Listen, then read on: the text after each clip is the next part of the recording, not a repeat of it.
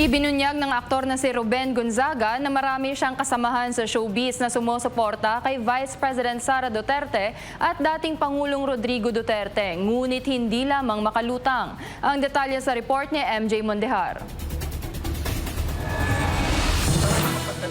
Sa politika at negosyo na nakatuon ngayon ang buhay ng artista, komedyante at dabawenyong si Ruben Gonzaga. Sa mga hindi nakakaalam, naging PBB Big Winner siya noon at talent ng isang kilalang TV station. Pero ngayon, vocal supporter ito ni Vice President Sara Duterte. Nang makapanayam siya ng SMNI, sumentro ang talakayan kung may iba pang supporters sa mundo ng showbiz ang mga Duterte.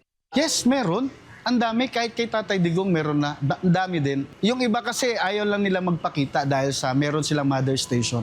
Ayon kay Ruben, kadalasan sa mga artista ay silent supporters. Anya, mahigpit ang ilang TV station sa paglalabas ng opinyong politikal kaya nag-iingat raw ang mga sikat.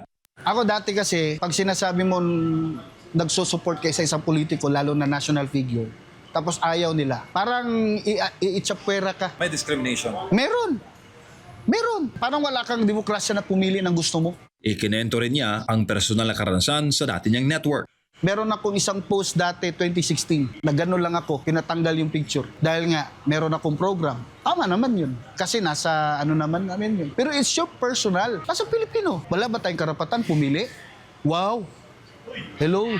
At ngayong hindi na siya tali sa anumang kontrata, ay malaya na raw si Ruben na sabihin kung ano man ang gusto niya. Aktibo siya ngayon sa Inday Sara Duterte Movement 2028, isang volunteer group na sumusuporta sa Vice Presidente. Samantala, sa gitna ng interview namin sa isang hotel dito sa Davao City, ay napatigil si Ruben nang biglang dumaan si Vice President Sara.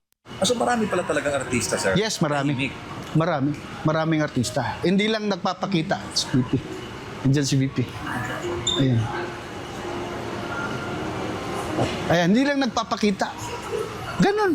Tiyempo naman ang panawagan niya ng suporta ang pagdaan ng bise sa likod niya. Tayo po ay voluntaryong sumuporta para po sa ating VP Inday Sara Duterte. Nawa po ay magtulungan tayo at makibahagi sa ganitong movement upang tayo po ay maipakita yung totoong nararamdaman natin sa bansa po natin.